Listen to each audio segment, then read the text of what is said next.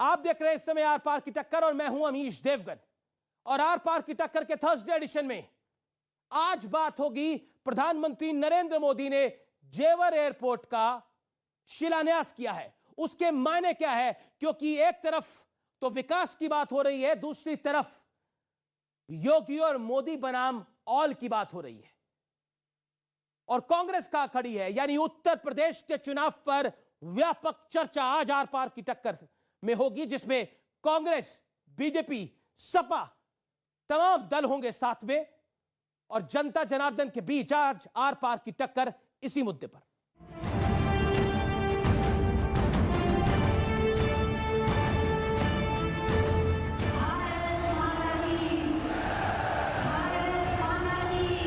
ये केवल जेवर एयरपोर्ट के शिलान्यास की तस्वीरें नहीं हैं, बल्कि पश्चिम उत्तर प्रदेश को साधने के लिए बीजेपी का एक और बड़ा कदम है। डबल इंजन की सरकार के प्रयासों से आज उत्तर प्रदेश देश के सबसे कनेक्टेड क्षेत्र में परिवर्तित हो रहा है। ये देश के अंदर एक नया द्वंद्व बना है कि ये देश गन्ने की मिठास को एक नई उड़ान देगा या जिन्ना के अनुयायियों से फिर दंगा करवाने की शरारत करवाएगा। अखिलेश यादव का आरोप है कि योगी सरकार उनके कामों पर अपना लेवल लगाती है। पीएम ने इसका भी जवाब दिया। मोदी योगी भी अगर चाहते तो 2017 में सरकार बनते ही यहां आकर के भूमि पूजन कर देते, फोटो खिंचवा देते, अखबार में प्रेस नोट भी छप जाती। लेकिन हमने ऐसा नहीं किया क्योंकि इंफ्रास्ट्रक्चर हमारे लिए राजनीति का नहीं बल्कि राष्ट्र नीति का हिस्सा है। ये कैसे भारतीय जनता पार्टी के लोग हैं? एक तरफ तो हवाई अड्डा बेच रहे हैं, दूसरी तरफ हवाई अड्डा बना रहे हैं। बताओ आप इनकी बातों पे भरोसा करोगे कि नहीं करोगे? कौन भरोसा करेगा इन पर? किसान आंदोलन की वजह से पश्चिम यूपी बीजेपी के लिए चुनौती की तरह है। ऐसे में अखिलेश यादव और जयंत चौधरी का समीकरण बीजेपी की मुश्किलें बढ़ा सकता है। आम आदमी पार्टी भी समाजवादी पार्टी के संपर्क में है। क्या कुछ बड़ा होने जा रहा है उत्तर प्रदेश के अंदर? बड़ा से मेरा तात्पर्य है आम आदमी पार्टी और सपा साथ आने जा रही है। इस कुशासन को हटाना है, इस पर एक सैद्धांतिक सहमति हुई। जहां तक गठबंधन का प्रश्न है, सीटों का प्रश्न है, चुनाव साथ लड़ेंगे कि नहीं लड़ेंगे, इस संदर्भ में जब आगे कोई बातचीत होगी तो निश्चित रूप से अमीश जी आपको बताएंगे। वहीं अखिलेश के एक और सहयोगी ओम प्रकाश राजभर ने ओवैसी समेत तमाम छोटी पार्टियों से साथ आने की अपील की है। तो वैसी 5-10 सीटों पर लड़ने को तैयार हो तो आप उनको अकोमोडेट करने को तैयार? बिल्कुल नहीं, तो एकदम कट सकते हैं। हम तो सबसे कह रहे हैं। लेकिन अखिलेश जी या समाजवादी पार्टी का तो पीलर रही था कि हम ओवैसी के साथ काम नहीं करना चाहते हैं। कभी उन्होंने कहा हो तो बता दीजिए। इस बीच तीखे बयानों का दौर भी चल रहा है। अगर एनपीआर और एनआरसी का कानून बनाएंगे तो हम दोबारा रोड पे निकलेंगे, यहीं पर भी शाहीन बाग बनेगा इंशाअल्लाह। हर व्यक्ति जानता है कि ओवैसी समाजवादी पार्टी के एजेंट बनकर के प्रदेश में भावनाओं को भड़काने का कार्य कर रहे हैं। यूपी में सियासी पारा चढ़ चुका है। अब देखना है कौन किस पर भारी पड़ता है। यूपी के चुनावी दंगल में सियासी पारा चढ़ चुका है। यहां यह भी समझना बेहद आवश्यक है, जरूरी है, कौन सा दल क्या दांव खेलने की तैयारी कर रहा है। अखिलेश यादव यानी समाजवादी पार्टी आरोप लगाते हैं कि भारतीय जनता पार्टी उनके कामों पर अपना लेवल चिपका रही है, यानी फीता काट रही है। अखिलेश यादव बीजेपी को रोकने के लिए राजभर और जयंत चौधरी का साथ ले चुके हैं, जबकि आम आदमी पार्टी के साथ उनकी आखिरी दौर की बातचीत चल रही है, ऐसा सूत्रों से जानकारी मिल रही है। इसी बीच ओम प्रकाश राजभर ने ओवैसी समेत तमाम छोटी पार्टियों को समाजवादी पार्टी के साथ आने की अपील कर दी है। वहीं भारतीय जनता पार्टी जोर शोर से विकास के कामों का लोकार्पण और शिलान्यास कर रही है और कह रही है कि विकासवाद की पहचान है मोदी और योगी। प्रधानमंत्री मोदी लगातार उत्तर प्रदेश के दौरे कर रहे हैं। इसके अलावा योगी आदित्यनाथ की एंटी माफिया छवि भी उनके लिए बड़ी फायदेमंद हो सकती है। भारतीय जनता पार्टी अखिलेश यादव को जिन्ना और कांग्रेस को हिंदुत्व के मुद्दे पर लगातार और निरंतर घेर रही है। बहुजन समाज पार्टी एक बार फिर अपनी सोशल इंजीनियरिंग के भरोसे है, जिसमें दलित मुसलमान अहम वोट बैंक है। यानी मायावती की नजर मुस्लिम, दलित और अगर ब्राह्मण साथ में आता है तो मायावती की गेम बदल सकती है।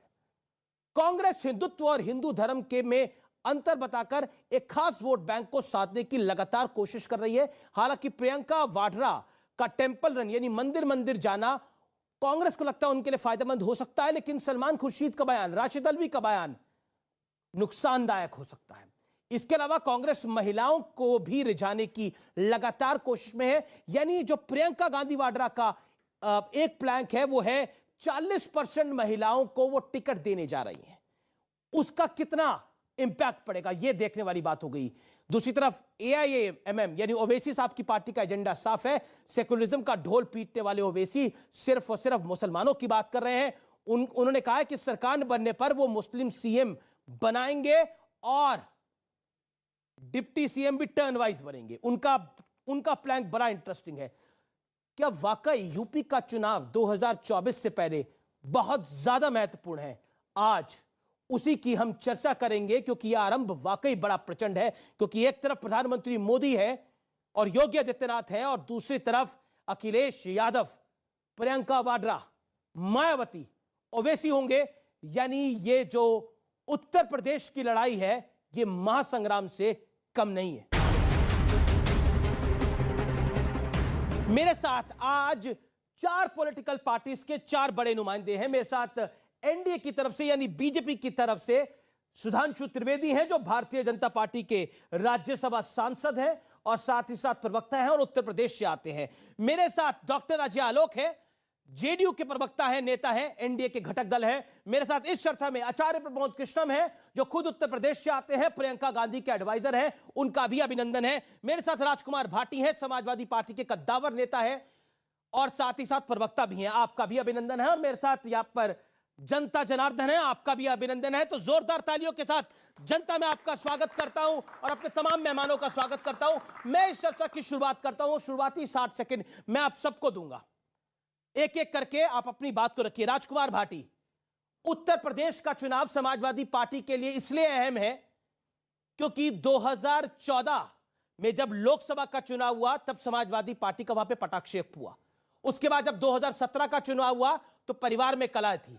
2019 का चुनाव हुआ तो आपने सारी सीमाएं लांघकर बहन जी के सखे घर जाके समझौता करा, लेकिन उसका लाभ भी आपको नहीं मिला। और 2022 अगर में आप वापस सत्ता में नहीं आए तो पार्टी संभालना मुश्किल हो जाएगा। 60 सेकंड। देखिए, आपने सवाल किया कि उत्तर प्रदेश की जनता किसके साथ, इसको नापने के बहुत पैमाने हैं। अभी माननीय प्रधानमंत्री नरेंद्र मोदी जी उत्तर प्रदेश में 2 रैलियां करके आए। 2 रैलियों में जो प्रशासन की मशीनरी है, स्कूलों के टीचर हैं, ब्लॉक के कर्मचारी हैं, तहसील के कर्मचारी हैं, यहाँ तक कि जो राशन डीलर हैं, सरकारी आदेश डीएम ने बैठ के मीटिंग ली, सबको बसें दी गई हैं, सबको जिम्मेदारी दी जाती है कि माननीय प्रधानमंत्री की रैली में भीड़ जुटानी है। और तमाम संसाधन झोंकने के बाद भी आधी सीटें खाली रह जाती हैं। और अखिलेश यादव एक रात के समय बिना किसी कार्यक्रम के रोड शो पर निकलते हैं, पूर्वांचल के रोड शो पर, तो 20 लाख लोग पूरी रात खड़े रहते हैं सड़क पर उनके स्वागत के लिए, जगह जगह उनके स्वागत होते हैं। तो ये पैमाना साफ है कि जनता किसके साथ है। जनता अखिलेश यादव के साथ है। भारतीय जनता पार्टी की नीतियों से, कार्यक्रमों से और झूठ और नफरत से जनता परेशान हो चुकी है। जनता समाजवादी पार्टी को लाना चाहती है। 60 सेकंड आपकी कंप्लीट हुए।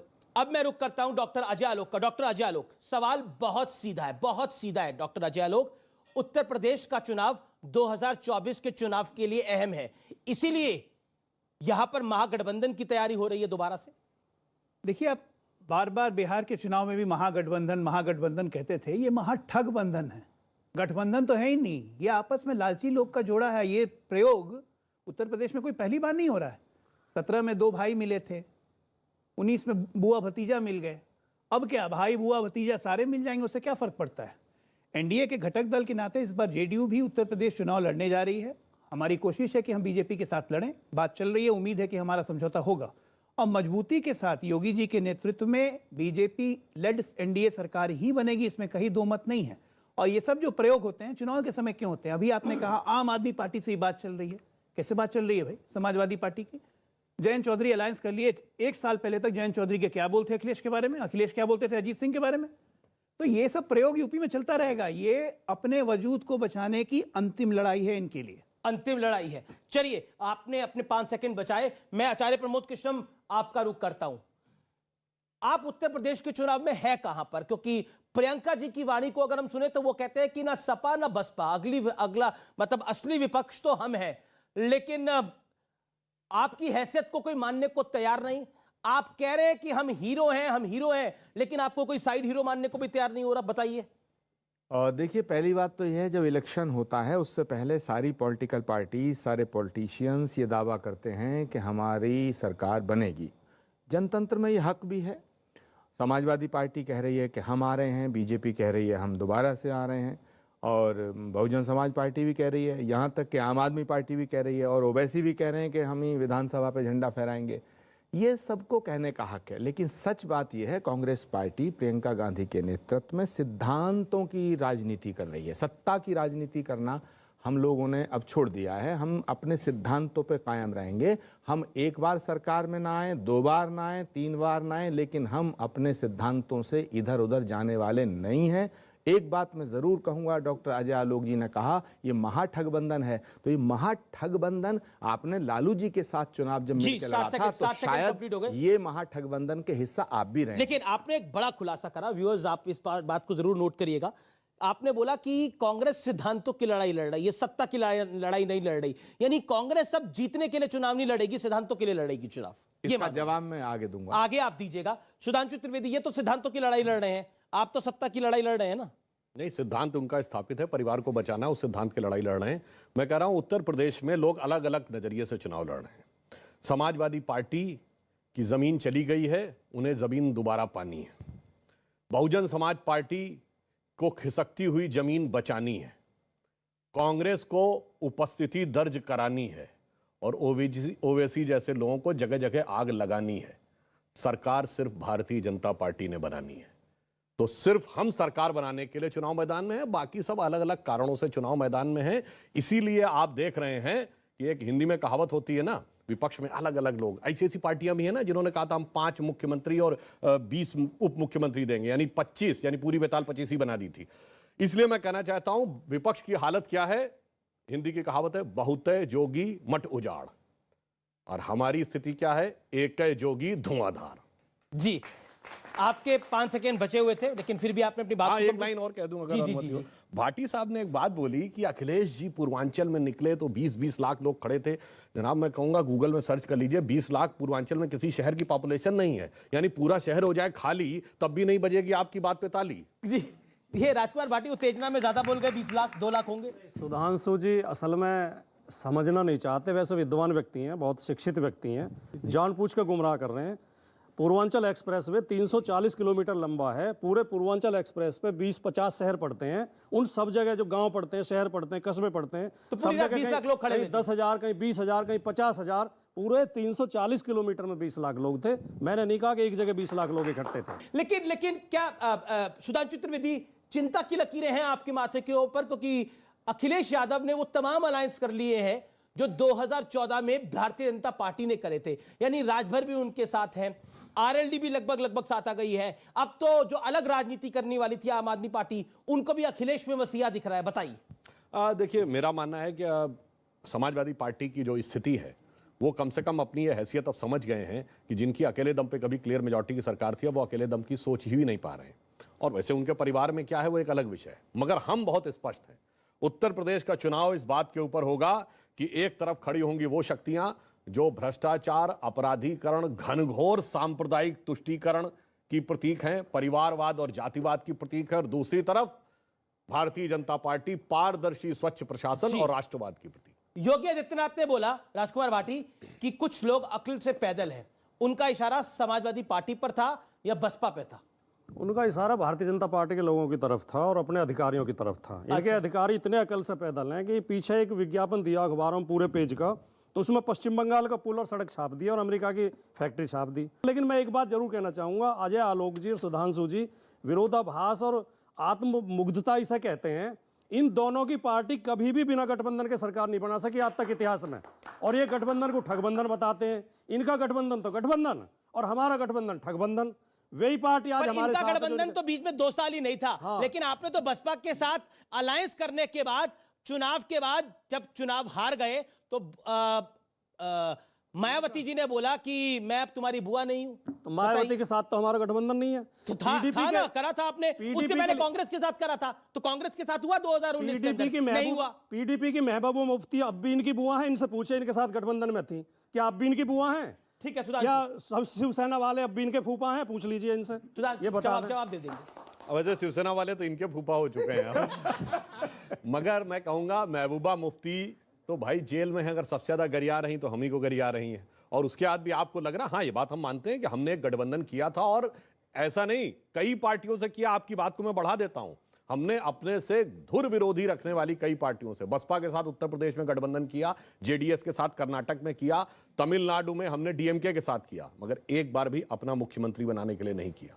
हमने देश के साथ मुख्य धारा में लाने का प्रयास किया, प्रयास विफल रहा। 2019 के चुनाव में प्रधानमंत्री जी बोल चुके हैं कि वो हमारी महामिलावट थी, मगर यह भी याद दिलाना चाहता हूं, महबूबा मुफ्ती के साथ सरकार रहते हुए ऑपरेशन ऑल आउट चला।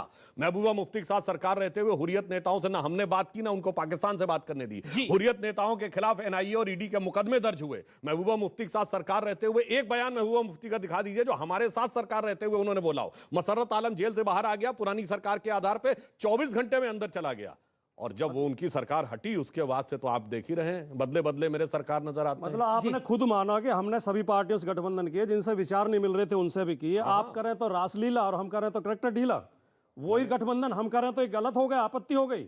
और महबूबा तो क्या, चलिए बिल्कुल आपकी बात तो बोला ना, एक बार अब इस बारी रासलीला कर रहे हैं, करेक्टर ढीला कर रहे हैं इस बारी वाले अलायंस के अंदर। एक सेंटेंस सवाल आप ही के जवाब से सवाल निकल के आया है, इस बारी रासलीला या करेक्टर ढीला है जो अलायंस हो रहे हैं राजभर के साथ, आपके साथ, आरएलडी के साथ, रासलीला या करेक्टर ढीला? आप ही ने बोला। महबूबा मुफ्ती के दबाव में इन्होंने 5000 पत्थरबाजों से मुकदमे वापस लिए थे कश्मीर में। महबूबा मुफ्ती तो यूपी का चुनाव नहीं लड़ रही।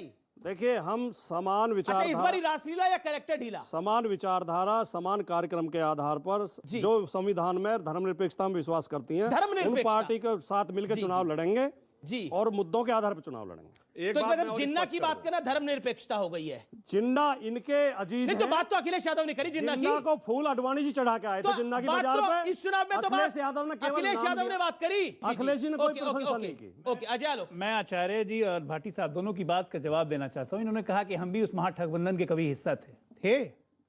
पता चला हमें कि हमने गलत किया, इसलिए हम निकल गए। हमने तो हाथ जोड़ लिया, आप मानने को तैयार ही नहीं हो। आपका बहुमत है बिहार में। दूसरी बात अभी भी हो। दूसरी बात मैं इनको कहूंगा, ये प्रियंका गांधी का आपने सलाहकार इनको कहा था, तो जाके प्रियंका जी से पूछते नहीं है कि भैया कि इतने सारे करतूतों पे हमेशा झाड़ू क्यों चला देते रहते। जी वो एक बात मैं और क्लियरिफाई कर दूं, हमारा और जेडीयू गठबंधन जानते कैसा है? 2010 का बिहार विधानसभा चुनाव में ऐसा जैसे दिनों रात का, जैसे सिहार सफेद का, जैसे पुन्नर पाप का, सुनिए जैसे पूरब और पश्चिम का, सुनिए तो ये आपकी सारी नीतियों के विरोधी है। मैंने इनका, अरे सुनिए तो कृषि बिलों के विरोधी थे, मगर गठबंधन कैसे निभाया जाता है? ये के विरोधी थे, ये सबके विरोधी हैं आपकी नीतियों के, फिर भी आपका गठबंधन है। एक बात बताएं आपको, सत्ता के लिए केवल पहली बार मुख्यमंत्री बने थे तो भाजपा सपोर्ट में बने थे कि नहीं? बोलिए हाँ या ना। कहवा दो। 1989 में मुलायम सिंह यादव भारतीय जनता पार्टी के सपोर्ट पर मुख्यमंत्री बने थे, 180 सीटें उनकी थी, 56 हमारी थी। अयोध्या मुद्दे पर हमने समर्थन वापस लिया, तब ये आ गए कार सेवकों के हत्यारों को बचाने के लिए, इसलिए आप बचे थे। खैर मैं जो बताना चाह रहा था, देखिए कह रहे हैं कि धर्मनिरपेक्ष पार्टी जो आएगी वो साथ हो जाएगी।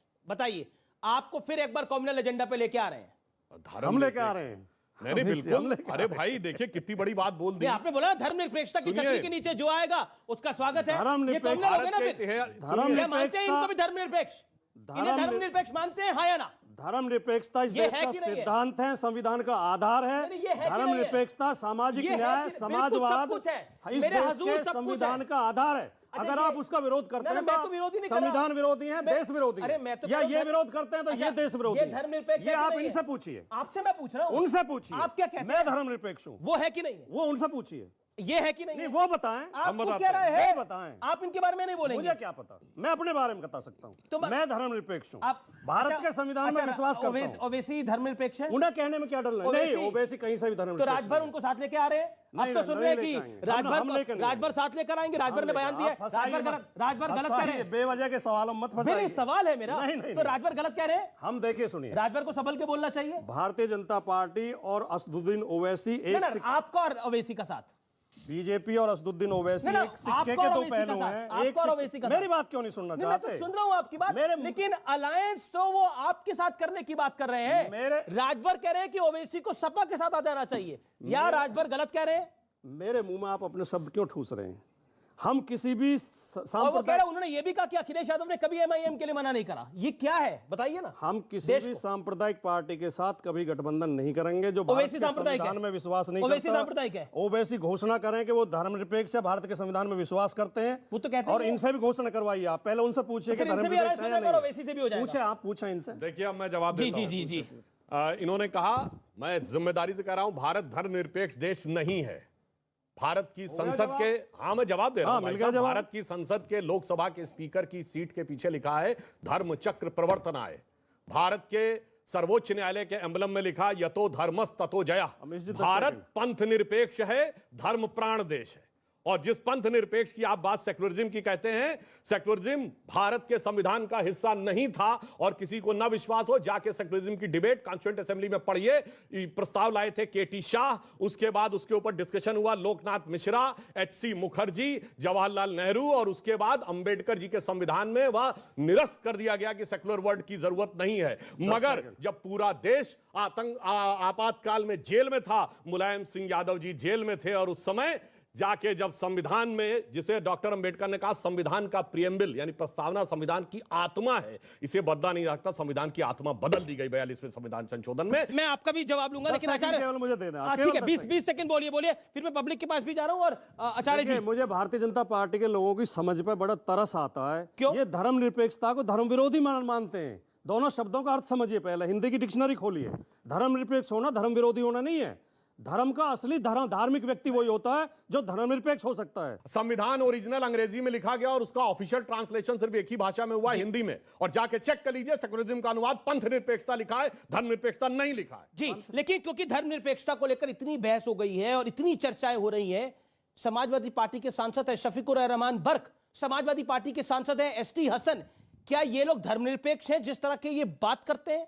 क्या ये धर्मनिरपेक्षता के चोले पहन के लोग आए हुए हैं? इस देश को निर्णय करना पड़ेगा। मैं आपकी बात आता हूं, धर्मनिरपेक्षता की जब बात होती है तो आचार्य प्रमोद कृष्णम, आपके दिमाग में क्या आता है कि शफीकुर रहमान बर्क या एसटी हसन धर्मनिरपेक्ष बातें कर रहे हैं?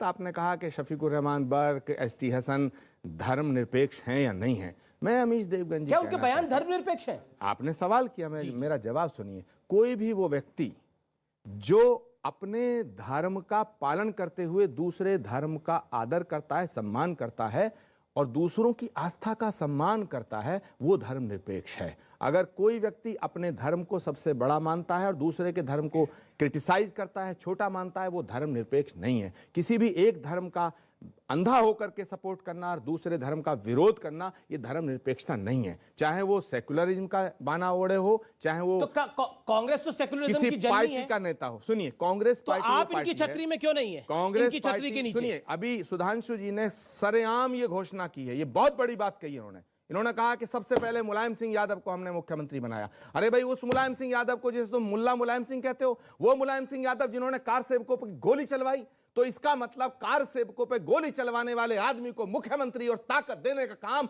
और ये पाप आपने किया।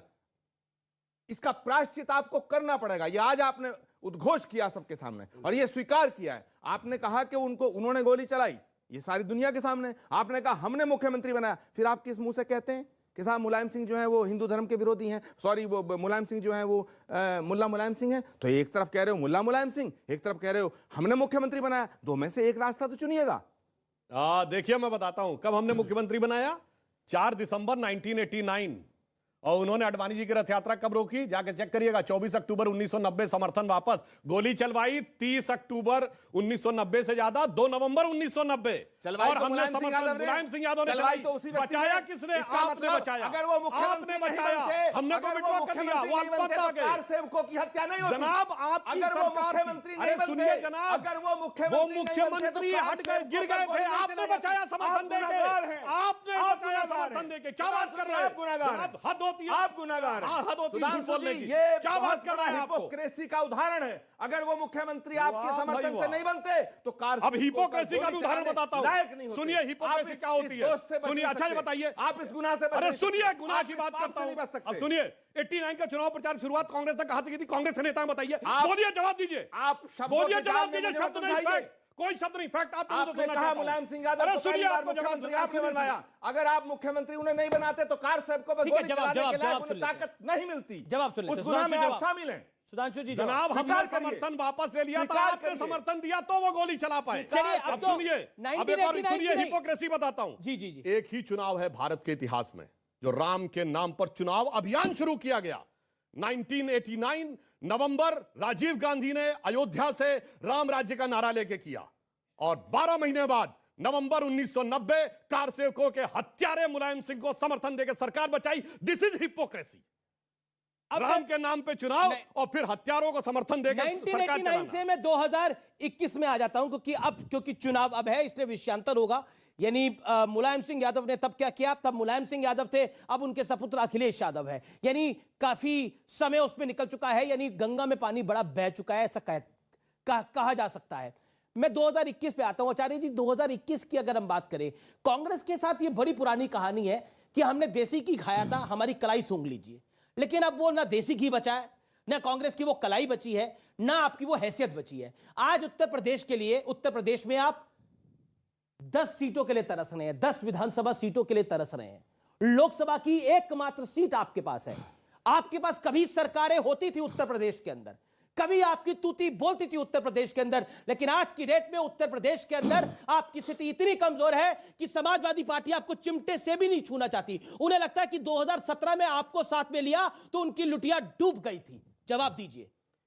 देखिए, इल्ज़ाम लगाने को लगाया जा सकता है। समाजवादी पार्टी अगर ये कहती है कि 2017 में हम राहुल गांधी और कांग्रेस पार्टी के साथ चुनाव लड़े तो हमारी लुटिया डूब गई, तो हम भी कह सकते हैं कि हम अखिलेश यादव जी से अलग लड़ते, हमने भी नारा दिया था 27 साल यूपी बेहाल। ये विषय नहीं है। विषय ये है अमीश देवगन जी कि उत्तर प्रदेश में 32 सालों से कांग्रेस की सरकार नहीं है, और इन 32 सालों में जो हुआ है उसकी जिम्मेदारी समाजवादी पार्टी को भी लेनी पड़ेगी, बहुजन समाज पार्टी को भी लेनी पड़ेगी, और भाजपा को भी लेनी पड़ेगी। सिर्फ एक कांग्रेस ऐसी पार्टी है जो उत्तर प्रदेश में 32 सालों से शासन से बाहर है। बाकी सारी पार्टियों के सरकार बनी है और उनके मुख्यमंत्री रहे हैं। अब जो आपने बात की कि हमारी हैसियत कुछ नहीं है, जनतंत्र में सारी शक्तियां जनता में निहित होती हैं। जनता जिसे चाहे सिंहासन पे बैठाती है, जनता जिसे चाहे तख्ता पलट देती है, पलट देती है। और सुनिए, जिसमें आप कह रहे हैं इनके पास सारी शक्ति आप सुनिए, आप कह रहे हैं कि हमारी हैसियत कुछ नहीं है, बिल्कुल ठीक है, कुछ गलतियां हुई होंगी, जनता ने उसका दंड दिया, कांग्रेस सरकार से बाहर हुई, सत्ता से बाहर हुई, लेकिन किसी गलती से कुछ नहीं सीखा। अभी भी Hindutva is equal to Boko Haram, Hindutva is equal to ISIS, और अभी भी आप लोग हिंदुत्व को लेकर किस तरह की बयानबाजी कर रहे हैं। क्या आपको लगता है इसका फायदा आपको मिलने जा रहा है उत्तर प्रदेश के चुनाव के अंदर? आप तो ऐसे कह रहे हैं जैसे हिंदुत्व जो है बीजेपी ने पैदा कर दिया। भगवान राम क्या बीजेपी के सदस्य हैं? भगवान कृष्ण क्या इनके सदस्य हैं? गंगा गायत्री गंगा गौ माता ये इनका है क्या? भारत माता की जय हमारा था, वंदे मातरम हमारा था। छोड़ने किसने कैसी बोला? बात करते हैं आप? तो छोड़ा क्यों? और सुनो, महात्मा गांधी हमारे, सरदार पटेल हमारे, इन्होंने तो डकैती डाली हमारे ऊपर, इन्होंने तो डकैती डाली हमारे ऊपर। सरदार पटेल के बारे में लगता है स्वामी जी को पता नहीं, आचार्य जी को। आज सीधा रमैया वाली कहानी इनको बताइए, क्या बोल रहे थे? ये पटेल की मूर्ति क्यों नहीं लगाई? अच्छा, रख दो, पटेल को भी रख दो। सरदार पटेल पे ये तो पटेल की भक्ति हुआ, कर्नाटक के अंदर हुआ है, ये पटेल की भक्ति, कर्नाटक के अंदर हुआ है कि पटेल की मूर्ति क्यों नहीं रखी? बोला हमारे यहाँ तो परंपरा ही नहीं है पटेल की मूर्ति रखने एक गाना था हमेश, वतन की राह पे चल चला है मेरा नौजवान, तो पतन की राह पे चल चली है मेरी कांग्रेस, कोई कुछ नहीं रोक सकता है। इनको शत्रुओं की जरूरत ही नहीं है भाई, सबसे बड़े तो घर में बैठे हुए राहुल गांधी। आपको लगता है मोदी और योगी फैक्टर होगा उत्तर प्रदेश के अंदर? 100% है जी। एक तरफा चुनाव है जी, एक तरफा चुनाव है। सारी वोटें भाजपा की है, ये आप ध्यान रखिए, क्योंकि वोट विकास को है। वोट विकास को है। ओके, राजकुमार भाटी वो कह रहे हैं वोट विकास को है और मोदी योगी एक फैक्टर है। मैं बहन जी की बात का समर्थन करता हूं, लेकिन इनसे भी तो कहो हिम्मत करा विकास में चुनाव लड़े, क्यों लेके आते हैं धर्म को? हिम्मत करिए, विकास हम तो पूर्वांचल एक्सप्रेसवे से लेके और जेवर का एयरपोर्ट दिखा रहे हैं। ठीक है। अब मैं कानून व्यवस्था पे मुद्दे पे आता हूं, क्योंकि कानून व्यवस्था एक बड़ा मुद्दा है। देखिए, गोरखपुर की जो घटना हुई है उसके ऊपर मैंने मुख्यमंत्री से भी सवाल पूछा, तब मैंने उनका साक्षात्कार किया। चाहे अजय मिश्र टेनी का लखीमपुर इंसिडेंट हुआ, मैंने उस पर सवाल पूछा, उन्होंने भी उस विषय पर जवाब दिया। कानून व्यवस्था, चाहे प्रधानमंत्री मोदी हो, चाहे जगत प्रकाश नड्डा हो, चाहे राजनाथ सिंह हो, चाहे देश के गृह मंत्री अमित शाह हो, बीजेपी को लगता है कानून व्यवस्था के मुद्दे पर योगी आदित्यनाथ ने जो काम किया है वो उनकी सबसे बड़ी पूंजी है इस चुनाव के अंदर। क्या लगता है आपको राजकुमार भाटी, आप उसी चीज पे अटैक कर रहे हैं जो भारतीय जनता पार्टी को लगता है उनकी सबसे ज्यादा मजबूत कड़ी है? क्योंकि माफियाओं के ऊपर कार्रवाई, चाहे वो मुख्तार अंसारी हो, चाहे वो अतीक अहमद हो, वो एक बड़ी कार्रवाई हुई है। चाहे बाकी कोई बड़ा नेता हो जिसने माफिया बनके जमीनों पे कब्जा करा हो, चाहे वो सपा के साथ हो, चाहे वो बसपा के साथ हो। जवाब, इतने झूठी पार्टी झूठी बातें करते हैं, और ये माफिया के नाम पे, जो कार्रवाई के नाम पे तो बड़ा खेल हो रहा है। यहां पर जो लोग स्थापित थे, 2-4 माफिया के खिलाफ भी की होगी, मैं नहीं कहता, मैं उनका बचाव नहीं करता, आप कार्रवाई 2-4 माफिया हाँ हुई होगी, लेकिन जो लोग स्थापित थे उनके काम धंधे बंद करा के बीजेपी वालों को दिला दिए गए हैं। आपकी तकलीफ ये हो रही है? मेरी कोई तकलीफ नहीं है। क्या आप अच्छा समझते हैं? दर्द तो आपके, मेरा तो कोई काम धंधा नहीं, दर्द तो यही लग रहा है मेरा तो कोई ठेका नहीं। अपराधीकरण पर इनके आरोप, मैं मानता हूं ये अपना विचार रखे हम, मगर इनका स्थिति बिल्कुल साफ है। इन्होंने कहा ना, ये कोई चीज इनकी समस्या ठेके पट्टे इनको नहीं मिल रहे। इनकी समस्या नहीं है, ये एकदम मतलब है। मैंने क्या समस्या बताई? ये बताइए, फूलन देवी क्या थी? ऑफिशियली डकैत थी कि नहीं? फूलन देवी एक पीड़ित महिला थी, व्यवस्था की जिसके ऊपर 20-20 लोगों को खड़ा करके गोली मारने का आरोप, उसके साथ और उस पे सारे केस विथड्रॉ करके सांसद बनाया। हाँ, ये देखिए, महिला के साथ अत्याचार हुआ, ये देखिए, ये बोल रहे हैं आप। फूलन देवी के सुनिए, तो इसका मतलब कोई खड़ा करके गोली मार देगा? जवाब देंगे आप उसको? फूलन देवी और आप कहेंगे कि वो और उसको सांसद बनाएंगे, सारे केस विथड्रॉ करके? 20 लोगों ने रेप किया, आप उसका समर्थन करेंगे? इतने संवेदनहीन, इतना मत, इतने महिला विरोधी, इतने महिला विरोधी, या वो पिछड़े वर्ग की थी इसलिए आप विरोधी हैं, या वो पिछड़े वर्ग की महिला थी इसलिए आपको घृणा है? इतना पिछड़ा विरोधी, इतना महिला विरोधी, इतना संवेदनहीन, इतना मानवता विरोधी, सामूहिक बलात्कार हुआ था इसके साथ, नंगी करके गांव में घुमाया गया था। मैं ये नहीं कह रहा हूं, मैं वो कह रहा हूं, वो बात सही है। तो आपका कहने का मतलब उसके आधार व्यक्ति को गोली मारने का हक है। और मैं केवल घृणा करना जानते हैं, नफरत क्या तरीका है बहस करने का? आप बोल रहे थे, मैंने डिस्टर्बेंस नहीं किया। आप गलत बात कह रहे हैं, गलत बात कह रहे हैं। नहीं, गलत बात नहीं, मैं सही बात कह रहा हूं। उसने 20 लोगों की हत्या की थी कि नहीं? बोलिए हाँ या ना, हाँ या ना, हाँ या ना, हाँ या ना, सुनिए, हाँ या ना। और सुनिए, 120, अरे सुनिए, जिसमें एक बात सुनिए, 120, एक मिनट, आपके मुख्यमंत्री सुनिए, मुकदमे थे। एक मिनट, अपराधियों को संरक्षण देते हैं। एक मिनट सुनिए, एक बात, अपराधियों की संरक्षण दाता केवल एक पार्टी है जो बलात्कारियों के समर्थन में तिरंगा झंडा लेकर जुलूस निकालती है, जो उसका नाम है बीजेपी। गलती हो जाती है, लड़कों से गलती हो जाती है। अब सुनिए, एक मिनट, क्या उन 20 लोगों ने रेप किया था? किस लिए मारा 20 लोगों को? नहीं हुआ था। किस लिए मारा था? आपने कहा। और दूसरी बात सुनिए, उसके साथ रेप हुआ था नहीं हुआ था, ये बताइए। हाँ हुआ था। फिर मैं बिल्कुल कह रहा हूँ, जिन 20 लोगों को मारा उन्होंने क्या किया था? जिन 20 लोगों ने मारा उन्होंने क्या किया था? और दूसरी बात का समर्थन किया। भाई क्या तरीका है बहस करने का? हमने सब बाटी जी आप कर रहे हैं, मैं जवाब दे रहा हूं। बाटी जी, आपका टर्न है, अब आपकी टर्न है तो बोलिए ना। बाटी जी आपकी टर्न है तो बोलिए ना। आप पिछड़ी वर्ग की महिला की बात करते हैं, तो जिस समुदाय की फूलन देवी थी, उसी समुदाय के हमारे यहाँ साध्वी निरंजन ज्योति, जो पहली महिला महामंडलेश्वर है हिंदू धर्म की। ये अंतर है कि आप एक ही बिरादरी में से किसको चुनते हैं और हम किसको चुनते हैं। और दूसरी बात, तो हम पे कोई एहसान है? फिर क्या तरीका है यार बहस करने का? हमको डिस्टर्बेंस नहीं करे। और बताइए, आपने आतंकवाद के आरोपियों के खिलाफ मुकदमे वापस करने की कोशिश कर रहे हैं। फूलन देवी शुरू कर रहा था, और बात कहां आती है कि यूपी की अदालतों में धमाके, फैजाबाद की उस समय तत्कालीन फैजाबाद में धमाके, लखनऊ में धमाके, धमाके वालों को चुन के संसद में पहुंचा करेंगे। आप धमाके वालों को चुन के संसद में पहुंचा दें। राजकुमार भाटी अपनी टर्न पे बोलिए। राजकुमार भाटी अनफेयर है ये, बाकी दो मेहमान चुपचाप बैठे हैं। ओके, उत्तर प्रदेश के संजरपुर में जाएंगे, आतंकवाद के आरोपियों घर जाके सिजदा करेंगे और उसके बाद उनके केसेस विड्रॉ करेंगे और उसके बाद अपराधीकरण पे आके भाषण देंगे यहां पे। इसलिए प्रदेश की जनता ने फितरत देखी है। और दूसरा बताता हूं, इनकी पार्टी, भारत के इतिहास में पहला प्लेन हाईजैक कब हुआ? 1978 दिसंबर में लखनऊ से दिल्ली जाने वाला प्लेन हाईजैक हुआ। किस लिए? इंदिरा गांधी को छोड़ दो और दोनों हाईजैकर्स को उसके बाद 80 में टिकट देकर विधानसभा में सम्मानित विधायक बनाया और 2-3 बार विधायक सांसद रहे। ये दोनों आके अपराधीकरण पे भाषण। ओके, अच्छा, आचार्य प्रमोद कृष्ण, मेरा जवाब तो बनता है जी। आप आगे दे दीजिएगा, बाकी दो मेहमान भी है, उनका भी टर्न है। आचार्य जी, फिर मैं आपके व्यूअर्स आपके पास भी आ रहा हूं कि लगातार आप वेट कर रहे हैं। आचार्य जी, क्या उत्तर प्रदेश की जब हम राजनीति की बात करते हैं, प्रधानमंत्री मोदी चाहे जेवर एयरपोर्ट हो, चाहे पूर्वांचल एक्सप्रेसवे हो, लगातार विकास की भी बात कर रहे हैं। ऐसा नहीं है कि सिर्फ भारतीय जनता पार्टी अन्य मुद्दों को सहारे, बीजेपी भारतीय जनता पार्टी विकास की भी बात कर रही है। लेकिन कांग्रेस कहती है कि हम 40% महिलाओं को टिकट दे देंगे, कैबिनेट में उनको जगह देंगे। लेकिन राजस्थान में भी मंत्रिमंडल फेरबदल हुआ, आपने वहां तो 15% को जगह दी। जहां आपके पास चांस है वहां आप दे नहीं रहे, जहां आप शायद आ सकते हैं, जहां आप चौथे नंबर की पार्टी है वहां आप देंगे, तो पब्लिक कैसे आप पे विश्वास करेगी? आम आदमी पार्टी आप कांग्रेस को कहती है पंजाब के अंदर कि कांग्रेस के कूड़े को हम लेना नहीं चाहते, बताइए। और देखिए 3 इंपॉर्टेंट, और वो आम आदमी पार्टी समाजवादी पार्टी के साथ आ रही है। अमीश जी, 3 इंपॉर्टेंट पॉइंट हैं। पहली बात यह है कि ये बहुत ही दुर्भाग्य है इस देश के लोकतंत्र का कि यहाँ विकास पर वोट होता नहीं है।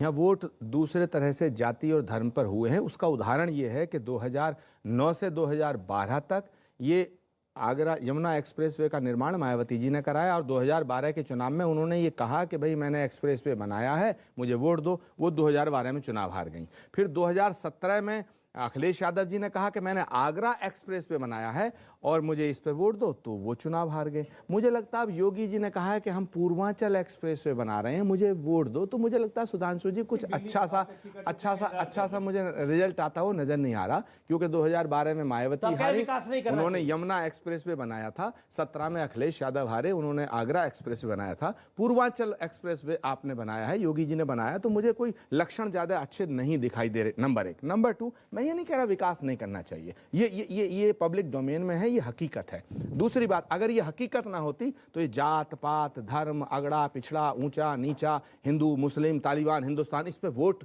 ना मांगा जाता। बीजेपी का प्लस पॉइंट ये है अमीश देवगन जी, जो मैं राजनीति से थोड़ा हट के बात करना चाहता हूं, कि समाजवादी पार्टी लड़ेगी, कांग्रेस लड़ेगी, बसपा लड़ेगी, और इनके कुछ ऐसे सहयोगी हैं बीजेपी के जो दिख रहे हैं, लेकिन कुछ ऐसे सहयोगी हैं जो पर्दे के पीछे हैं, टेबल के नीचे हैं, वो इनको बड़ी मदद कर रहे हैं और वो मदद करेंगे। और उसमें कई हैं, मैं नाम नहीं लेना चाहता, मगर अभी क्या है कि जो नॉन भाजपाई वोट है उत्तर प्रदेश में, वो कई जगह डिवाइड हो रहा है, वो विभाजित हो रहा है। और बीजेपी का जो गेम है वो बहुत ही खतरनाक गेम है। बीजेपी का गेम ये है कि सामने प्रस्तुत करो विकास, सबका साथ, सबका विश्वास, और नीचे हिंदुस्तान, तालिबान, हिंदुस्तान, पाकिस्तान, हिंदू, मुसलमान, ये उस गेम में माहिर हैं। और इसीलिए मुझे उत्तर प्रदेश की सूरत, एक बार 10 सेकंड और दे दो, मैं सबसे कमजोर आदमी हूं, 10 सेकंड दे दो, कि उत्तर प्रदेश का जो होने वाला चुनाव है, तो फिर हम सब एक दूसरे से लड़ते रहेंगे और इनका गेम बनता हुआ नजर आ रहा है। ये मैं बड़े भारी मन से कह रहा हूं। साथ क्यों दे रहे हैं आपके नेता? इनका साथ क्यों दे रहे हैं? हमारे नेता कौन दे रहे साथ? सलमान खुर्शीद, आपको लगता नहीं इनका साथ? अच्छा, ओके, सलमान खुर्शीद और मनीष तिवारी कल तक बहुत बुरे थे, आज इनके लिए बड़े अच्छे हो गए। एक पर्चा लिख दिया अगर उन्होंने, और मैं कहता हूं कि जब 2024, एक सेकंड, जब 2024 में सत्ता जाएगी ना, और प्राइम मिनिस्टर मोदी और इनके तमाम जो लोग हैं, योगी जी के सहयोगी, और वो किताब लिखेंगे, तो उनके किताब के उन बरखों पे भी बहस होगी। देखिए, जब वो होगा तब उस पे बहस होगी, जब वो होगा तब उस पे बहस होगी। अब उस जो है नहीं उसकी तो हम बात नहीं करें, जो अभी है प्रेजेंट में उसकी बात करें। मेरे को एक क्वेश्चन पूछना है कि पहले जो विकास का क्यों नहीं हुआ? अभी जो 5 सालों में सारा विकास दिखा है और आपके सामने अब प्रूफ है, आप सबने देखा है कि कैसे रोड्स बन चुकी हैं, हर जगह डेवलपमेंट हो चुकी है, तो पहले जो विकास क्यों नहीं हुआ? समाजवादी पार्टी के दौरान, कांग्रेस पार्टी के दौरान, अब जो विकास जो सामने आया उसको मुद्दा बनाया जा रहा है, लेकिन आपको दिख रहा है कि विकास हो रहा है। तो आप बताइए पहले क्यों नहीं? विकास तो सिर्फ ऊपर की लिपा पोती है, पीछे तो बाकी। तो पहले बताइए ना, अभी यही बात का जवाब मांग रही हूँ ना, विकास क्यों हो रहा है अभी आपको दिख रहा है, तो आप बताइए पहले क्यों नहीं हुआ? इनकी बात का बड़ी शालीनता से इन्होंने सवाल किया, मैं जवाब देता हूँ।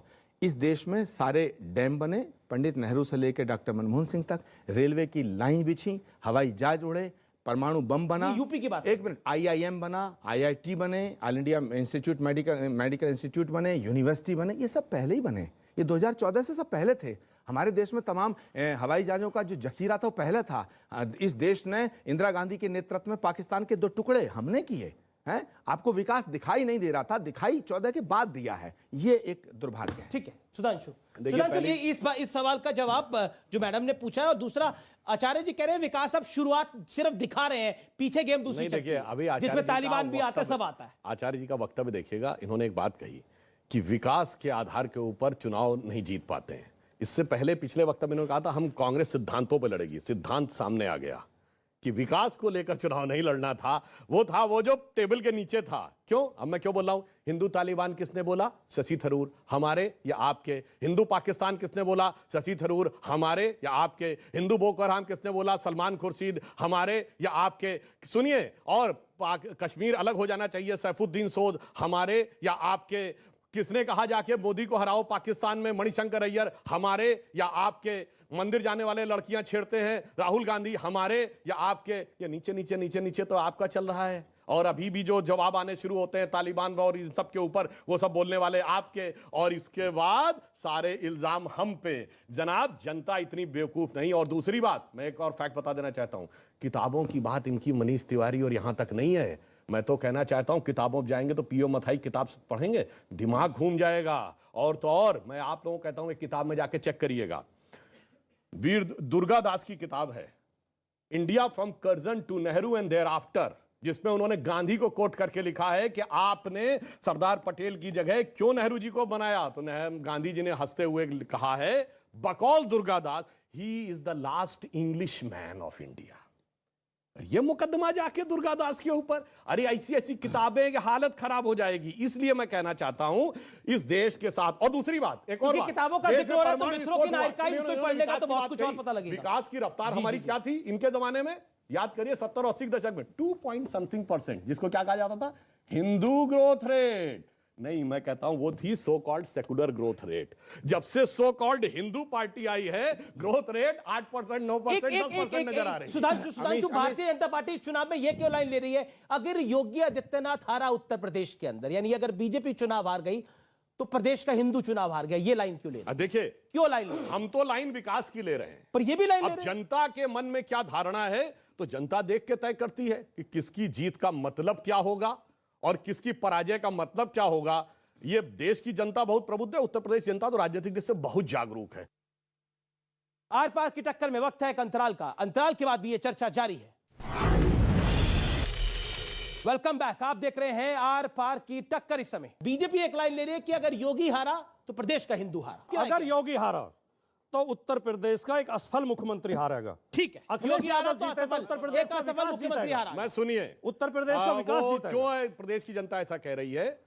2017 प्रदेश की जनता नहीं कह रही, बीजेपी कह रही है। कृपया गलत कोट ना करें। अब चलिए मैं बता, अब एक सही बात कोट कर रहा हूं, आप उसका जवाब दे पाए तो दीजिएगा। 2017 का विधानसभा चुनाव यानी पिछला चुनाव, कासगंज से इनके कैंडिडेट थे शेरवानी, जिनका बयान आप लोगों को याद है, अगर हमारी सरकार बन गई तो किसी पुलिस वाले की हैसियत नहीं होगी कि किसी मुस्लिम की तरफ आंख उठा के देख सके। मुकदमा चल रहा, उनके खिलाफ कार्रवाई की थी। ये आपके कैंडिडेट का बयान है और उसके लिए उसमें कार्रवाई है, बस ये काफी। और उसके बाद हादिया बयान और सुनिए एक सेंटेंस और, इन्होंने कहा विकास किया। देखिए, 2 चीजें इन्होंने गिनाई। एक, जहां पे जो लोक भवन जो जिस पे बैठते थे अखिलेश जी, जिस भवन में खुद बैठते थे उसको बढ़िया करवा लिया। जो उनका गांव था सैफई, वहां चमाचम हवाई पट्टी हो गई, जेट प्लेन भी उतर सकता है, वहां पर स्टेडियम बन गया और उसको दिल्ली और लखनऊ से कनेक्ट करने की एक्सप्रेसवे भी बन गई। कोई बात नहीं, सबका लाभ मिला। मगर आपने तो अपने गांव और अपने बैठने की जगह बनाई। योगी जी ने कहां इंटरनेशनल एयरपोर्ट बनाया? अयोध्या में, काशी का बनाया और भगवान बुद्ध की परिनिर्वाण स्थली कुशीनगर में बनाया। ये अंतर है हमारी सोच देश में कहां तक है और आपकी सोच सिर्फ अपने कुछ और किसी का सवाल? आप कुछ पूछना चाह रही हैं? क्या सवाल आपका? खड़े होइए, पूछिए सवाल। सर, जैसे आप अभी पहले फीमेल के ऊपर बात कर रहे थे, महिलाओं के विकास और उनके हक के बारे में, तो हम as a CM candidates mostly male dominating देख रहे हैं, तो क्या कांग्रेस प्रियंका गांधी को एज ए CM कैंडिडेट लाएगी इस पर? आचार्य जी बताइए। बहुत अच्छा सवाल है। और प्रियंका गांधी की महिलाओं में, लड़कियों में, बच्चियों में कितनी लोकप्रियता है, ये सवाल उसका एक उदाहरण है। मगर जनता पसंद आ गई आज। उत्तर प्रदेश की जनता ये फैसला करेगी कि कांग्रेस पार्टी की सरकार बने। फिर कांग्रेस के विधायकों से हम लोग चाहेंगे कि वो प्रियंका गांधी को चीफ मिनिस्टर प्रोजेक्ट करें। जी, मैं बिल्कुल आखिरी दौर में हूं और आखिरी 20-20 सेकंड आप सबको दूंगा। समाजवादी पार्टी का हर चुनाव में एक प्लैंक रहता था, नेताजी कहते थे MY समीकरण, यानी मुस्लिम यादव समीकरण। लेकिन इस बार इस MY समीकरण में क्या आपको लगता है कोई और वोट भी प्लस होने जा रहा है मुस्लिम यादव के अलावा? नेताजी ने, समाजवादी पार्टी ने, श्री अखिलेश यादव ने, हमने कभी नहीं कहा MY समीकरण या कोई समीकरण। ये आप पैदा करते हो, बीजेपी पैदा करती है, दुष्प्रचार करते हैं, झूठे लोग हैं, झूठा प्रचार करते हैं। सुनिए, कमाल की बात है, आप नहीं, हमने कभी नहीं कहा, आपका कभी नहीं कहा। आप ये गलत बीएसपी का दलित मुसलमान समीकरण, ये तो जग जाहिर है सर। कमाल की बात कर रहे हैं आप। बीएसपी का प्रवक्ता हूं, आप सपा के प्रवक्ता हैं। समाजवादी पार्टी ने कभी नहीं कहा MY समीकरण, कभी नहीं कहा, ने कहा है, कभी नहीं कहा, ना कभी कहेगी। अपनी बात को रखिए। समाजवाद, हाँ, यस, इन्होंने नहीं कहा, सुनिए, एहसास है जिसे रूह से महसूस करो, इसलिए कहा नहीं, वो महसूस करने की एहसास बात तो है। आपको और बहुत कुछ है, एहसास तो आपको बहुत कुछ है। देखिए 15 सेकंड। हाँ, दुष्प्रचार करने वाले लोग हैं, दुष्प्रचार करते हैं। हम सब भारत, उत्तर प्रदेश का एक एक नागरिक हमारा भाई है, सबके लिए नीतियां बनाते हैं, सबको फायदा पहुंचाते हैं, आगे भी सबको बनाएंगे। ठीक है, और विकास पर अजय आलोक 20 सेकंड यूपी के चुनाव पर। देखिए, सिंपल बात है, किसी भी चुनाव में एक परसेप्शन, हिंदी में उसको अवधारणा कहते हैं जी। अवधारणा स्थापित जनता में होती है अपने कार्यों से और नेता की छवि से। नेताजी ने जो भी बातें कही होंगी, लड़कियों के बलात्कार के मामले में आज बलात्कार की बातें ये लोग कर रहे हैं, तो छवि बनी हुई है, हर एक का परसेप्शन सेट है, जनता उसी छवि के हिसाब से वोट करेगी। ओके। आचार्य प्रमोद कृष्णम, कांग्रेस को उम्मीद कितनी है उत्तर प्रदेश के अंदर? 7 आपकी अभी है, कितनी और आ जाएंगी? देखिए, मुझे पूरी उम्मीद है, लेकिन मुझे बड़ा अच्छा भी लग रहा है, अफसोस भी हो रहा है कि बिहार में तमाम बर्बादी के चर्चे पूरी दुनिया में हैं। वो अजय आलोक जी उस पार्टी से हैं, वो उत्तर प्रदेश के विकास की बात कर रहे हैं। दूसरा, मैं सुधांशु जी से कहना चाहता हूँ कि ये जो किसान बिल वापस लिया है, ये हारने के डर से लिया है या दया के भाव से लिया? ये ओके, सुधांशु इसी का जवाब दे दीजिए 20 सेकंड में। हार का डर था? देखिए, हम एक बात बताना चाहते हैं, अभी यूपी में विधानसभा ग्राम पंचायतों के चुनाव हुए थे, 75 में 67 हम जीते थे। उसके बाद आपको लग रहा है, और आप तो साहब कहीं थे ही नहीं गिनती में, उसके बाद बता रहे हैं। इसलिए मैं एक लाइन में कहना चाहूंगा कि बबुआ, बुआ और बहना, समझ रहे हैं ना आप तीनों? बबुआ, बुआ और बहना, सबका संकट एक है, जीत रहे हैं योगी बाबा, चूंकि नियत नेक है। चलिए, बहुत बहुत शुक्रिया आपका इस चर्चा में आने के लिए। तो फिलहाल इस कार्यक्रम में इतना ही। नमस्कार।